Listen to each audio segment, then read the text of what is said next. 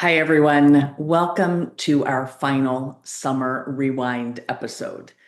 And this episode is part one of a conversation that I had with Lauren Burns.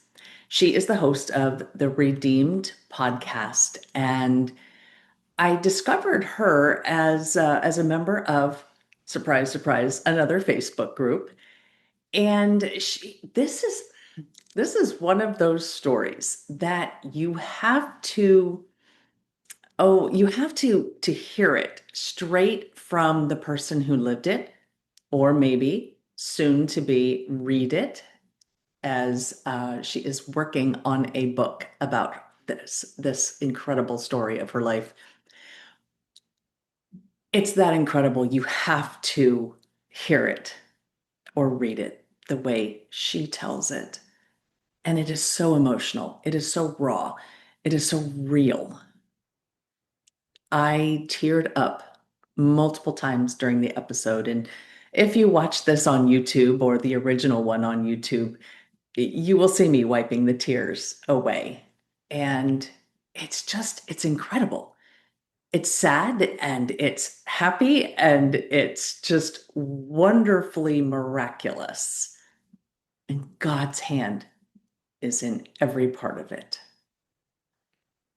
But we didn't, or not we, but she didn't start seeing those things. And I guess I really shouldn't say she. It's more her mother. And you'll understand why I changed that when you listen to the episode. But it's more her mother that things didn't start appearing miraculous until she got on her knees and surrendered and prayed and gave it all to Jesus and said, I need you. I can't do this by myself. And boy, did he show up. So that's all I'm really going to say today. I'm going to invite you to join this last summer rewind episode. And just remember, the sun is shining. Are you walking through a storm that feels like it will never end?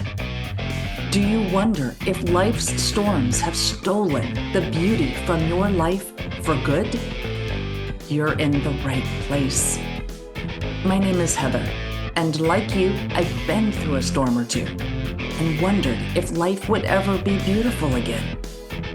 Here we share warriors' words, stories of discovering beauty after battles, and the worth in your wounds. Pick up your sword or boxing gloves and join the battle.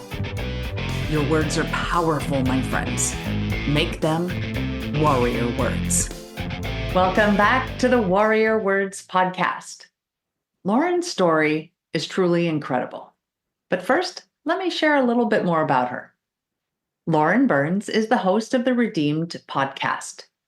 She was kidnapped at the age of 7 by her biological father and taken to Jordan. In 1992, NBC produced a made-for-television movie about Lauren's kidnapping and rescue.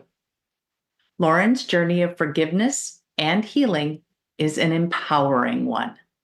Her goal is to share that story to encourage others to forgive and live a redeemed life. Lauren is a full-time physical therapist, wife, and mother of 2 boys. Hi, everyone. As you heard in the intro, we are blessed to have Lauren Burns with us today. She is the host of the Redeemed podcast. And Lauren, I welcome you to the Warrior Words podcast. Thank you so much, Heather, for having me. It's quite an honor to be able to be here and share with your listeners today. Oh, well, I think we are definitely the blessed ones here because I've heard your story and it is amazing. Everybody is in for a treat. So let's just go ahead and I'm going to remind everybody this is part 1 of a 2-part series.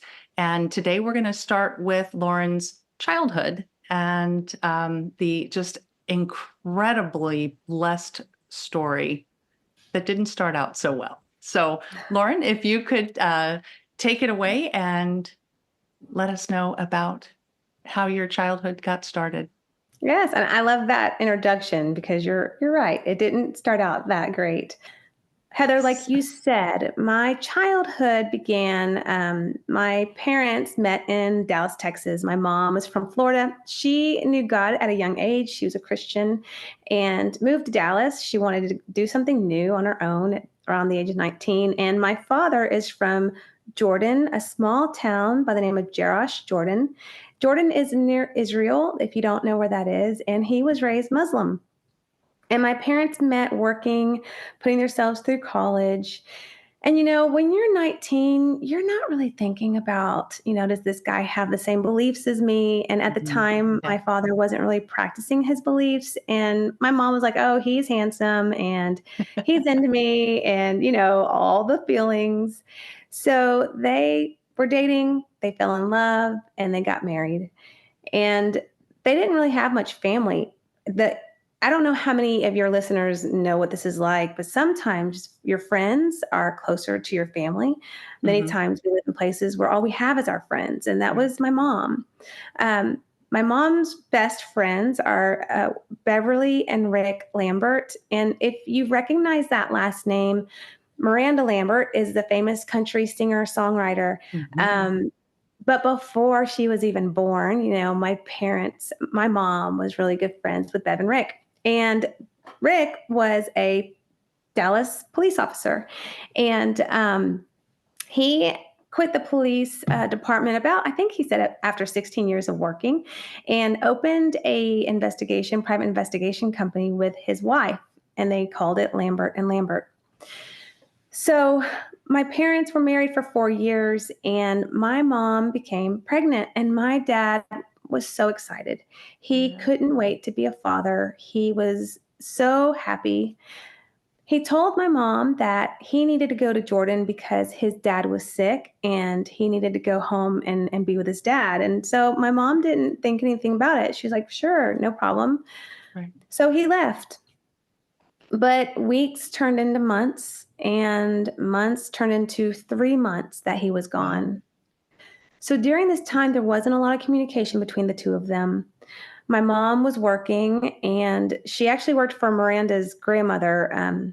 Her grandmother's name is Wanda. And one day when my mom was working, she told Wanda, I cannot stop going to the bathroom. Like, I can't stop peeing on myself. And Wanda was like, Kathy, that's not pee. Your water just broke. Oh, And wow. so, because I came 4 weeks early because of all the stress, emotional stress my mom was under. So, Yeah. Wanda called her son. Her son was a volunteer firefighter. And so they drove my mom to the hospital, and they were there the day I was born.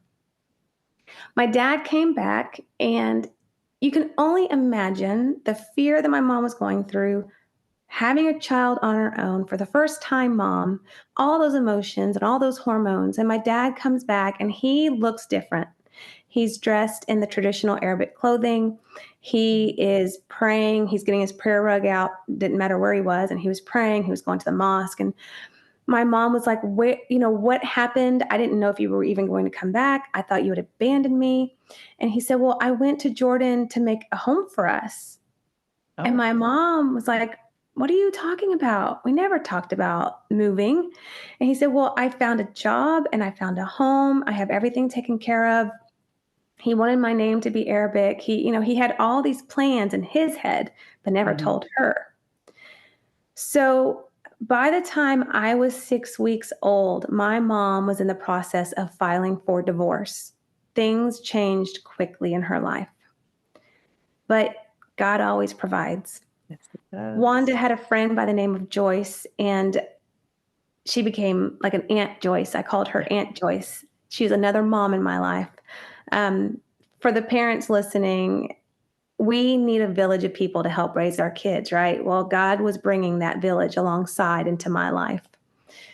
So Joyce told my mom, how about you and, Lauren, y'all move in with me. I'll help, pay the rent and help you take care of Lauren. And my mom was like, yes, thank you. Because she's like, how am I even going to figure out how to feed my baby? Right. What a blessing. So that's how life began, right? Yeah.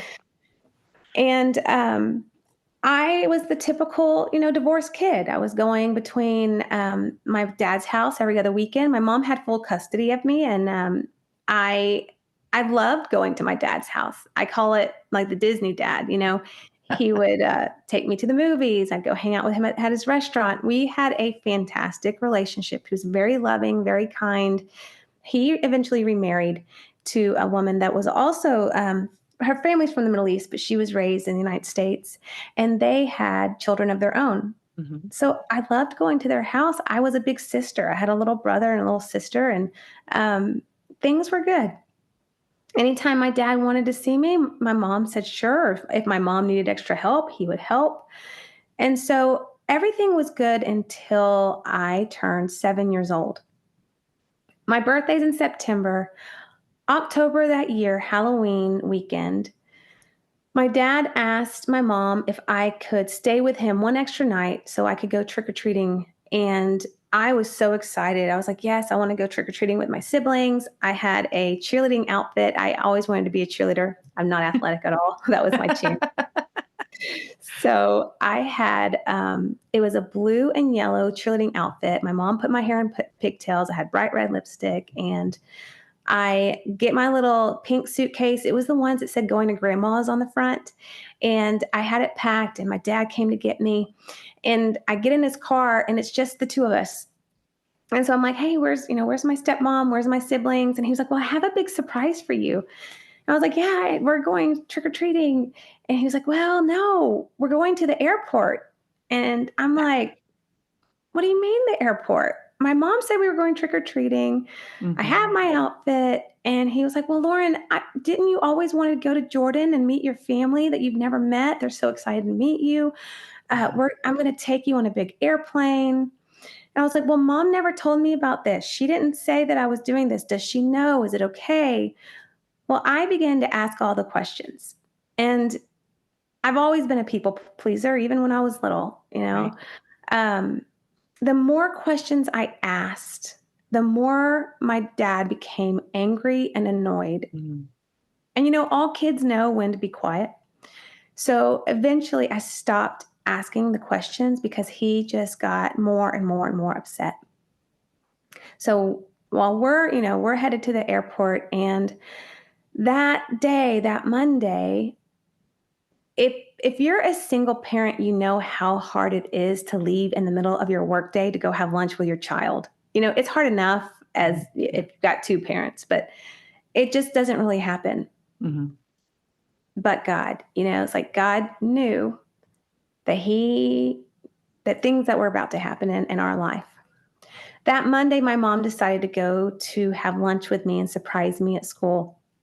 She went to the elementary school, and she's standing in the courtyard as all the kids are lining up, getting ready to go to the cafeteria. And she's looking and scanning for me, and she doesn't see me anywhere. Mhm. And the teacher comes out, and she walks over to my mom, and my mom's like, where's Lauren? And the teacher told her, Lauren never came to school today. Well, the first immediate thing is she's like, well, I told Ollie to make sure she's at school. What do you mean? So the first thing is Mhm. is frustration and anger. Right. And so the teacher's like, her dad never brought her to school. So instead of getting back in the car and going back home, because there's no cell phones in 1987, she went to a payphone, and she picks up that payphone, and the first person she calls is his house, and it rings and rings Mhm. and rings, and no one answered. So then she calls his restaurant, and when they answer, they said Ollie never came to work today. Well, Mm. then things changed, and you can call it a red flag or intuition, but I call it the Holy Spirit. At that payphone, that third phone call, my mom had gone to Jordan 9 years before they had gotten married, to meet his family. And she remembered that the main airlines into Jordan is called the Royal Alia Airlines. I think it's changed its name now, but the Mhm. headquarters is in New York City. She called from that payphone. She called the headquarters in New York City, and she said, do you have a Lauren and Ollie arriving in Jordan today? And of course, the woman said, ma'am, I can't give out that kind of information.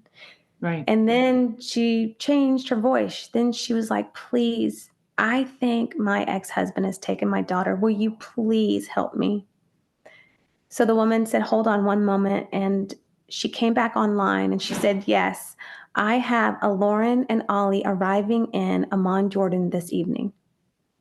Wow. I'm That was glad the moment. Yeah, yeah, that that she was the was able to moment do that she that. Yeah. knew. Yeah. So the fourth phone call, she did a 911 page to Rick Lambert.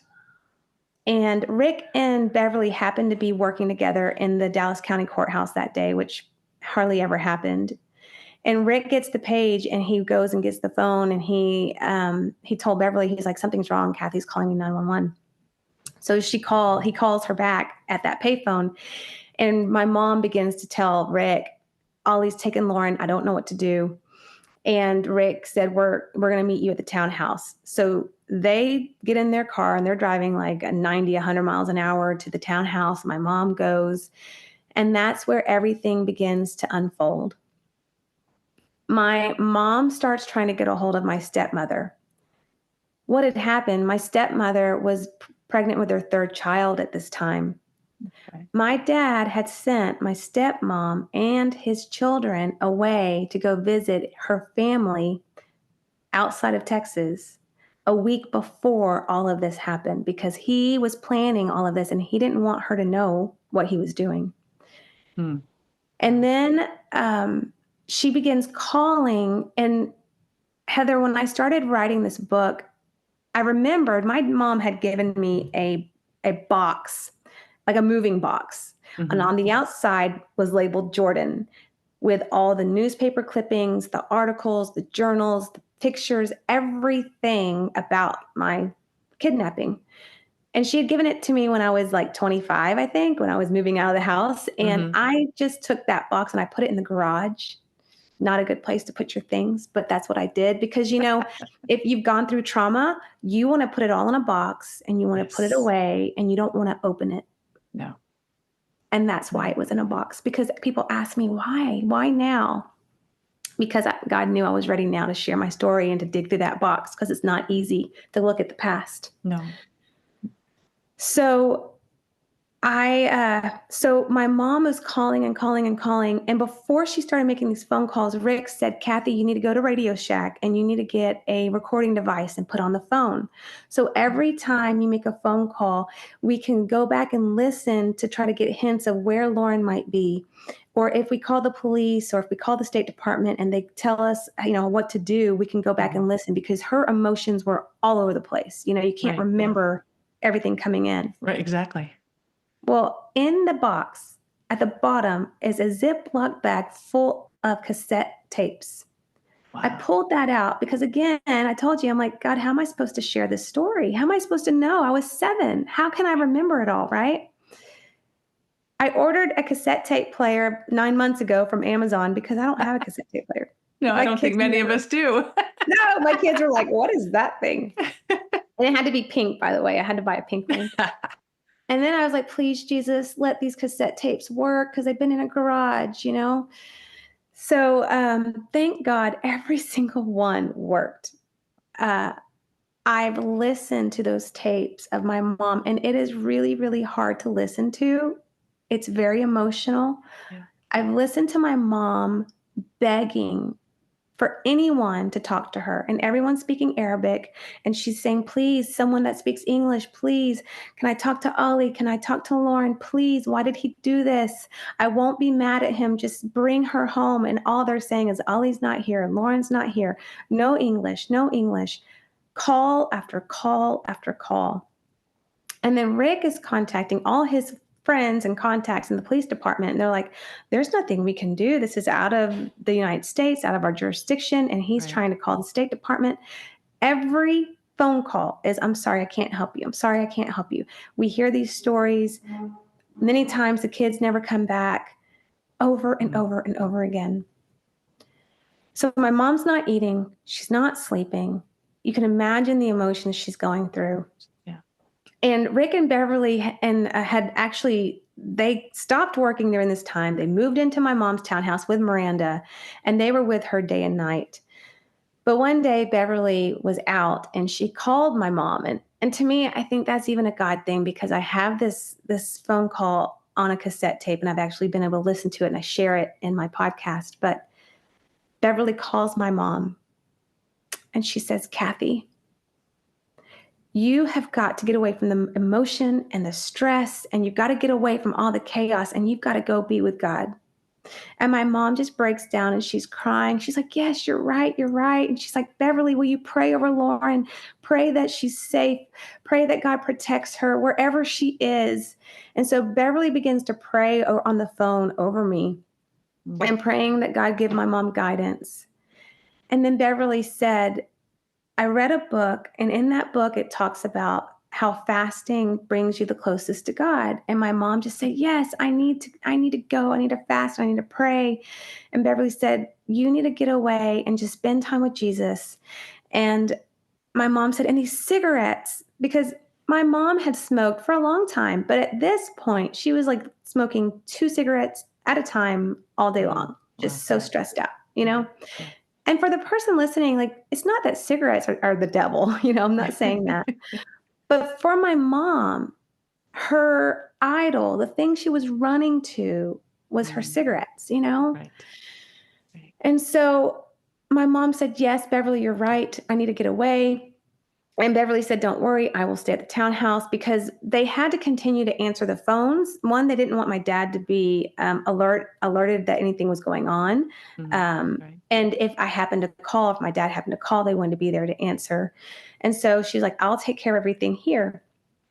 Well, prior to my mom being able to go to do that, Rick had been able to get an appointment at the grand jury in Dallas.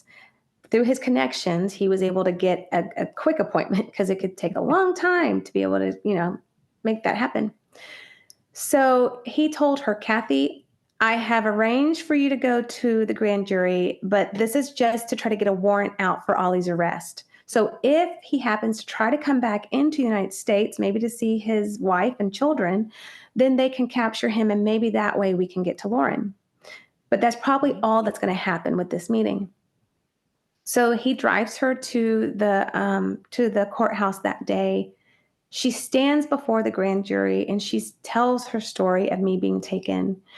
And after hearing the story, they say, I'm so sorry. Same thing that she's already been told. Right, yeah. There's nothing we can do. We don't have a treaty between Jordan and the United States. In other words, if the United States gets involved, it's going to be messy. We can't do that.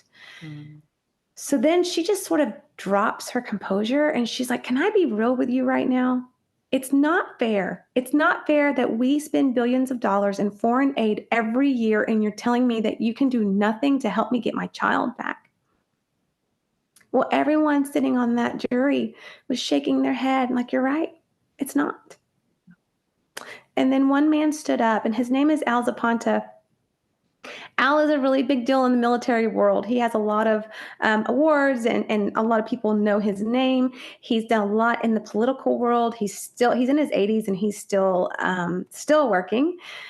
And Al stood up and opened his wallet and handed my mom his business card. And he said, my name's Al Zapanta.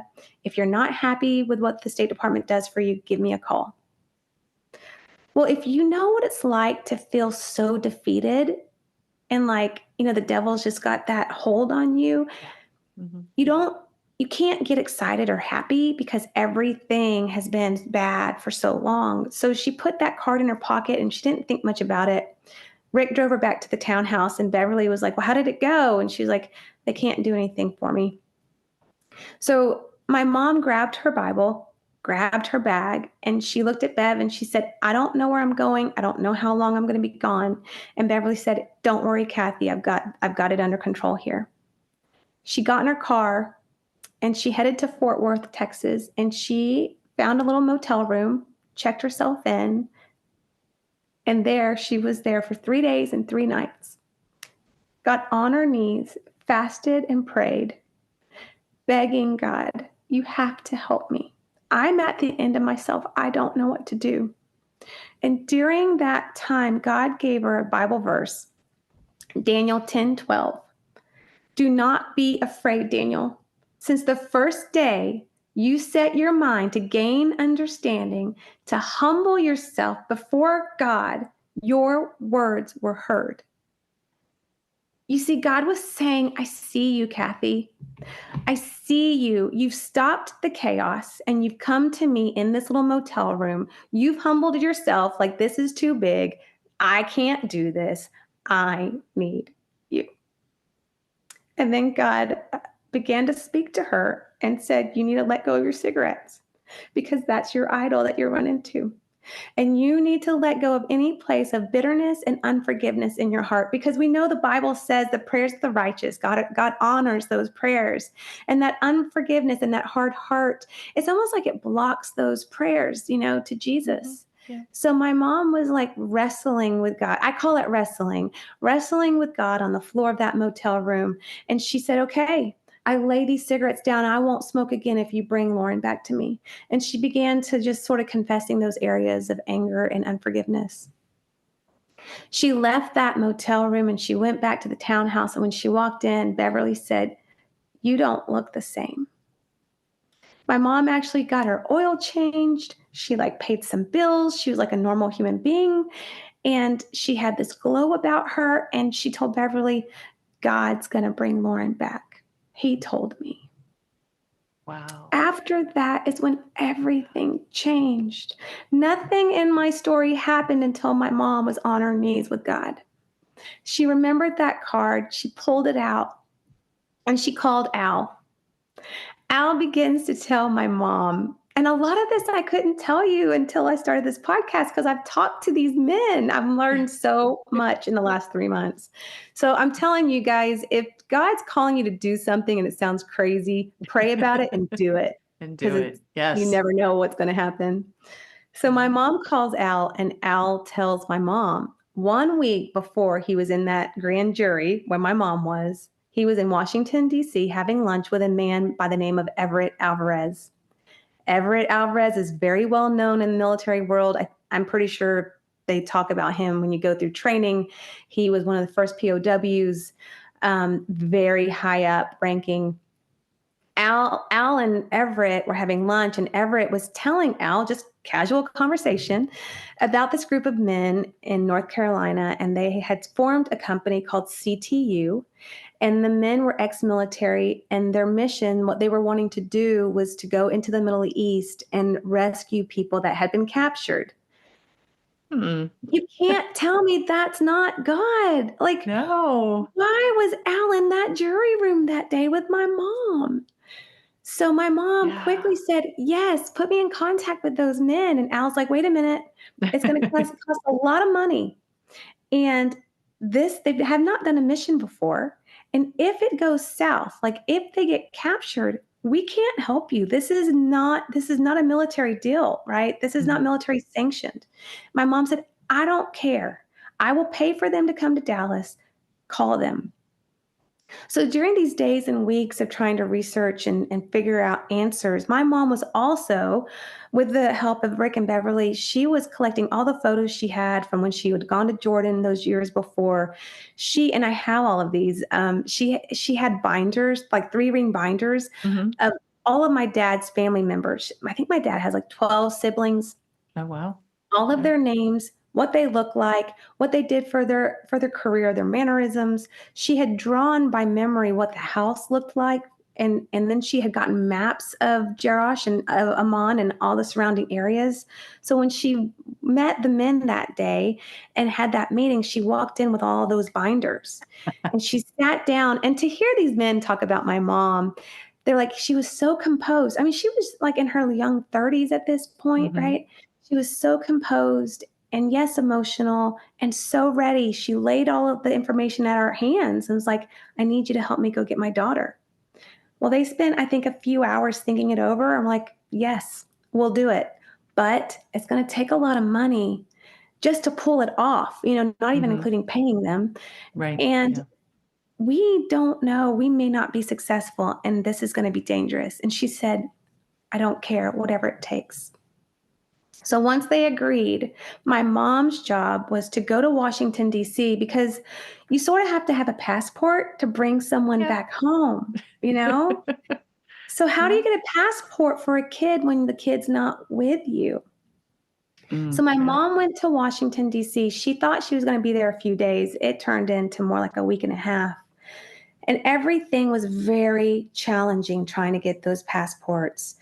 Al was trying to help her connect her with the right people. They were having to pay some money to get the paperwork and to get the border passes and an entry stamp to the passport, all the things to do to travel. And then Dave, he's one of the men that was on the rescue team. His job was intelligence. He was the first man to go into Jordan, and his job was to try to find an escape route.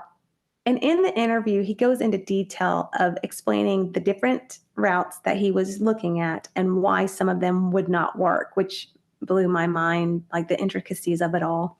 Right. Yeah. And then his job was to try to find me and try to find the house. Well, he had been there for several days. And the longer that you're, what they say, in country, the more at risk you are of people identifying you, especially as like, hey, you don't belong here. This is a Right. small town, you know? Yeah.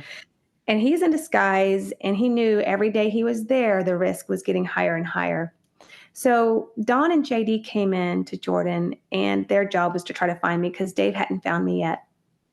They had pictures of me, and I have olive complexion skin, I have darker hair, but I have light blue eyes. I have my mom's eyes.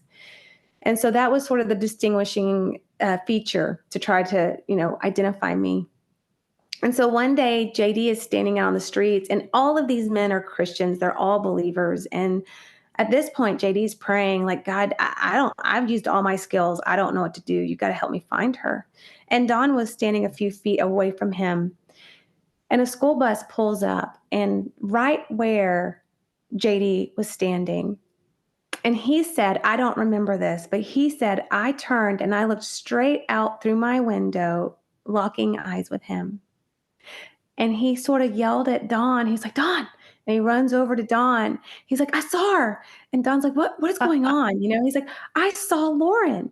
He's like, what do you mean? He's like, I saw, he said, how do you know? He's like, I saw her eyes. The She's on that eyes. bus. Yes. And right as that bus is passing by, so they try to get in their car and follow the bus, but the roads were really packed with people and like donkey carts and all the things. And so they lost the bus, but it was the first time they actually knew I was in Jordan because they started thinking, what if I was in Lebanon? What if my dad had moved me somewhere else? So they contact my mom. At this point, my mom was in Cyprus waiting with another one of the men. His name is Jim. His job was to stay with my mom and like sort of move her between countries whenever they needed her. And his job was also to move the cash around because you have to have cash to pay for things. So my mom was thrilled to hear that they had found me, but they still hadn't found my dad's home. So then they said, Kathy, we're going to need you to come to Jordan and find the house. Time is ticking. We're risking being, noticed by people. So they dressed my mom in disguise, put her on a plane, and they met her at the airport in Amman.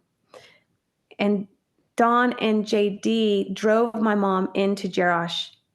As my mom is driving or riding in the car, her heart just sort of sinks in her chest and fear starts to come over her. Nothing in that town looked the same. Those dirt roads were now paved. The little buildings were now big. They sort of build on top of the buildings because there's not a lot of space. Okay. Nothing looked familiar.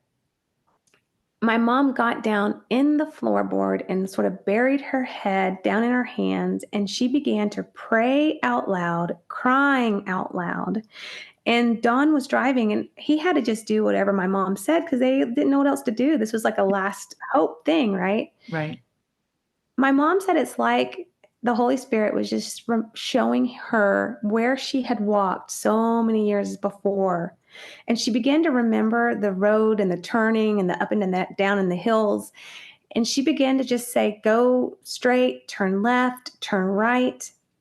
And all of a sudden she looked out her window and she saw my dad's car sitting on the street with Texas license plates. Wow. He had shipped his car from Texas to Jordan. And So so he she sort wasn't of planning froze. on coming back. No, he No. wasn't planning on coming back. No. And when I listen to these cassette tapes, it's very adamant. He is very arrogant, very adamant.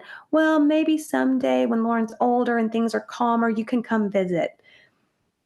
So my mom finally says, I saw Ollie's car on the street corner. And so Don said, Kathy, hide your face. And about that time, Don looks out his window and he sees my dad walk out of a building long enough to identify him. And that's the moment that they found the house. So again, nothing happened before my mom got down on her knees and began crying and praying, I need you to show me where Lauren is. You haven't brought us this far for no reason. Right. Right. So they found me, they found the house, and at this point they realized where the house was in the middle of the city near a police station, so that would be too Mm, dangerous to try to get me out of the house. So they right. started following the bus to see, is there a good place to try to get me off the bus? And I had told my mom after the fact one night when I returned home, I slept in the bed with her for a long time. You can imagine the Mm, trauma that I went through and the fear that I went through. But I had told her that just a few weeks before my rescue, those children had just started going to school with me. So to me, that's just another God thing. You know, just his timing is always perfect. Even when we don't know it, we can't see it when you're in right. the midst of, I call a storm. Mm-hmm. So when they were following this bus, there was a little farmhouse on the outskirts of town, and they decided that's where they were going to get me off the bus and hijack the bus while the other kids were getting on the bus. So the plan that day was one of the cars, they had two different colored cars. One of the guys was going to be in one car, and his job was to watch the house to make sure I actually got on the bus that day. Because Okay. can you imagine hijacking a bus and I'm not even on Not it, even you there. know? Yeah. Yeah. So that was his job. And then the other car had my mom and JD and Dave. They were all in the other car. So Dawn was watching the bus. And the code word for the mission, because Al Zapata was in Washington, D.C., Jim was in Israel. They had all these people sort of stationed. We don't know what Al was going to be able to do if things went bad, but Right. the code word that everything was a go and the mission was going to happen, Al came up with, the sun is shining. Even the code word to my mom was Jesus is the sun. The sun is shining, you know? Okay. So it's like the whole time, God's like, Kathy, I see you. I've got you. I will never leave you. I will never forsake you. So Don sees me get on the bus and he drives to where the other car is. And he gets out, switches with Dave. Dave gets out.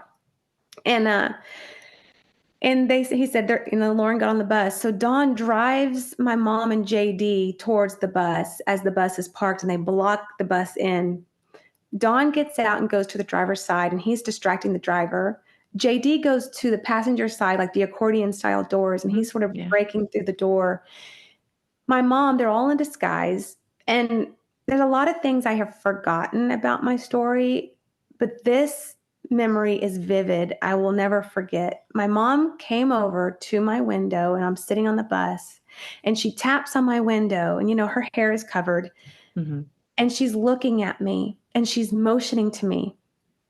And I just froze in that seat. I couldn't move because all I can think of is that looks just like my mom, but how can it be? My mom's all the Mm, way in Dallas.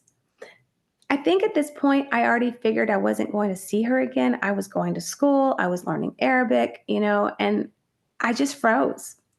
So my mom went around to where JD was. JD had gotten the keys out of the ignition and threw them into some bushes, hoping that the driver would go look for the keys instead of going straight to the police, which is what he did. And very my good. mom, pushed past all the other kids on the bus and she scoops me up in her arms and grabs my backpack. And as she's getting off the bus, there's a lady chaperone. The lady chaperone jumps on my mom's back. So my mom lets go of my hand long enough to punch the lady in the nose. Now there's blood coming down this lady's face. So I Oh, am in wow. total shock, right? Like, I'm like, first of all, my mom's here. Second of all, she just punched the lady. Like, So JD and Dawn see what's going on, and they come over and they help my mom. They get me into the car and they put me down on the floorboard of the car and they cover me with blankets. And we jump in and we speed off and we meet Dave, and Dave switches cars with us. Mm-hmm. So Dave took the car that was used for the hijacking, and we started driving towards the border, towards Israel, because the drive between where we were and the border was about a 45-minute drive. Okay. Dave had the most dangerous part. He took that car and he drove back towards the city because he was trying to be a decoy, Mm-hmm. and Okay. it worked. Dave was pulled over on the side of the road. Tons of Jordanian police were surrounding him. They pull him out of the car. They are tearing through that car, through the trunk, looking for any identification of me or my mom. All he had was like a Snickers bar and a soda. And he's just speaking English. He's acting like a tourist, like, hey, where's the best place to go fishing around here? As they're like speaking Arabic and they're interrogating him. Then they bring the bus driver to him. And the bus driver is speaking Arabic and he's pointing to the car. He's like, that's the car. Yes, that's the car. But I don't know who that guy is because remember, Dave He wasn't a wasn't part of that there. hijacking. And so Wow. this was going on for like 30 minutes.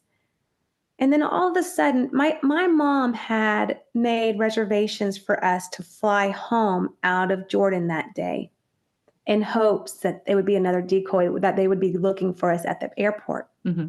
Yeah, that makes sense. All of a sudden, on those little walkie-talkies, those radios, all you hear is Alia Airport, Alia Airport. Dave said within moments, they all left him standing on the side of the road. They jumped in their cars and they all headed to the airport looking for me. They were shutting down that whole airport trying to find me and my mom. Wow. While that's all going on, we're driving towards Israel. And on this day, the fog is so thick that all you can see is barely the front of the car. And we're switching out of our clothes, getting out of my uniform. They're getting out of the clothes that they were in. We slow down long enough. There's like refugee camps between Jordan and Israel of children and people living in these camps. And we slow down long enough to hand the clothes out to the kids. Wow. And we begin continuing to drive towards Israel. And all of a sudden, my mom, my mom's holding me in the back seat. I wasn't speaking at all. I was burning up with a fever. My mom's like, well, something's wrong with Lauren. She's not speaking. I was only speaking Arabic when I would speak. Mm-hmm. And they said, Kathy, it's okay. She's in shock. It's normal for her to have fever. This is a lot of trauma. She's okay. So she's just, praying in the back seat. And my mom looks up and she said, what is that bright light in the distance through all the fog? And Don was like, well, Kathy, that's Israel. And from my mom, it's like the sun was shining over Israel. Again, God's like, Kathy, I see you. I'm not going to leave you because that was so dangerous. We could have been pulled over at any moment, nothing to protect us but God. So we continue to drive towards Israel. And if you've ever been in any area like that, the borders are very secure. You cannot just drive your car over the border. You have to leave your car behind. You get on a bus. The bus drives you, and then halfway, like a Jordanian or Israeli soldier and bus driver, they switch, and they drive you on over into Israel. And there's big flags. There's big towers with soldiers and machine guns across their chests, and the fence and the barbed wire. So Don and JD, they had gone through these checkpoints over and over and over. They knew this route like the back of their hand. But they were on high alert because what were they going to do if things went down? They realized who we were. How are they going to get us out of there? Mm-hmm. And my mom had to hand over that paperwork she worked so hard to get. And that's scary. So she hands the paperwork over. We're waiting at that bus terminal. We're waiting. Finally, they let us get on the bus, and my mom's holding me, and we're sitting on that bus. It seemed like it was forever. Finally, the bus driver gets on the bus. They hand back the paperwork to my mom. The men are still on high alert, and our bus starts driving to the middle of that bridge. And about that time, right after the Israeli soldier and bus driver got on the bus, a big commotion of cars were coming up behind us where we had just left. They had just realized that we were not at the airport, but we were on that bus. But at that point, there's nothing they could do because we were already crossed over the border into Israel. When we got off, my mom, you can imagine her emotions, just like everything she was keeping in came out. She's hugging me, she's kissing me, she's crying, I'm crying.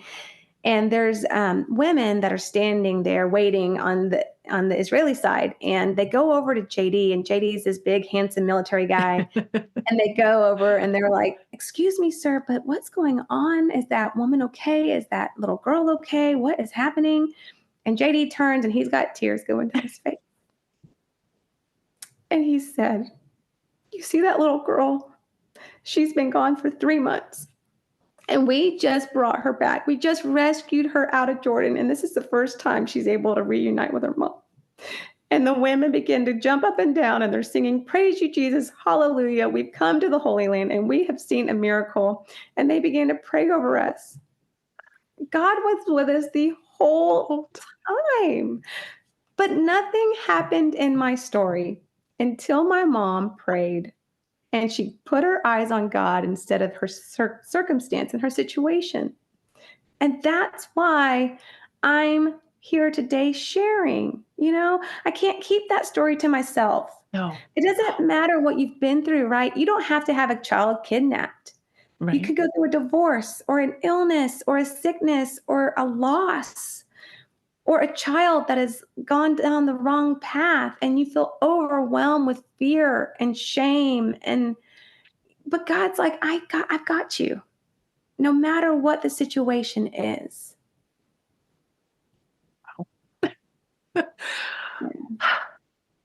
I have I have had tears and chills so many times during this story, and uh, just in awe of the bravery of these men and your mother, the strength that your mother had. And then, of course, just God's hand in everything. You can see his fingerprints everywhere. Mhm. Um, wow.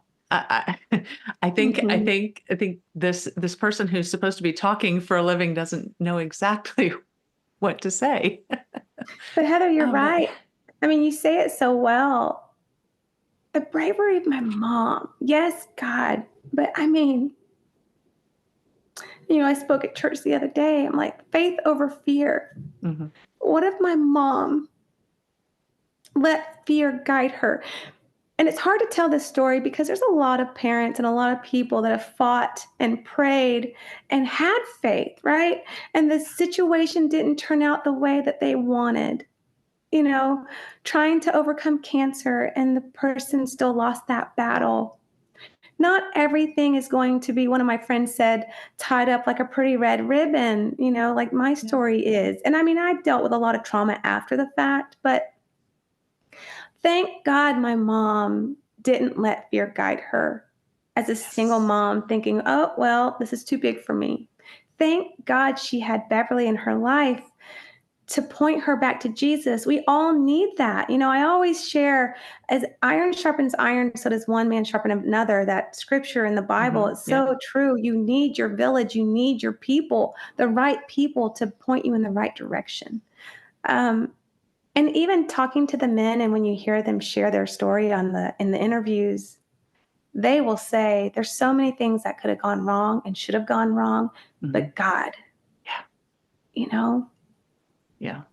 Like we were chatting before I turned the recording on, that just that story of your mom directing yeah, blind yeah, because she's not looking. She's mhm, she's directing through the Holy Spirit and the memories, and wow, it just to find the house, to find the car.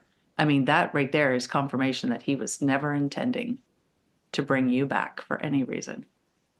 no, he was So, not. yeah. Hmm. Well, I'm gonna I think I'm going to end it here. Normally, I like to ask a few other questions, but I think I'll save them to the end of our part 2. Sure. I want to thank you for blessing us with your time, for blessing us with your story, for listening and being obedient to share your story, so that other people can learn and grow and see the power of the Holy Spirit, and see, honestly, to see that the sun is shining. Mm-hmm. I You're very welcome. I love that. I love that. So see you later. Okay, y'all. Yet another episode where I was speechless at one point. I said it in the intro, and I'm going to say it again. Lauren's story is just truly incredible. All of those people, everyone involved, lives were changed. As Joseph says in Genesis 50, verse 20, you intended to harm me, but God intended it for good, to accomplish what is now being done, the saving of many lives. Now, whether there was actual intent to harm Lauren's mother, Kathy, or just selfish reasons, there was much harm and much damage done. But as she shared, Lauren's mother, her life was the first life to be changed. She surrendered, fasted, prayed, and listened to what God had for her. And that surrender was the beginning of God being able to use her to bring about the good, life-saving, life-changing work in the lives of all who were involved in Lauren's story.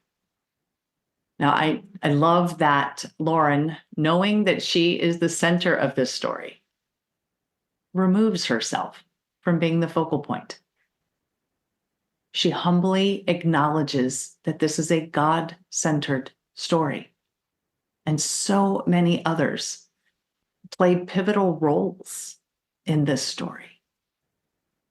She points to Jesus and his Holy Spirit as being the mastermind behind this mission of rescue and redemption. And I'm going to remind you once again, the code is the sun is shining.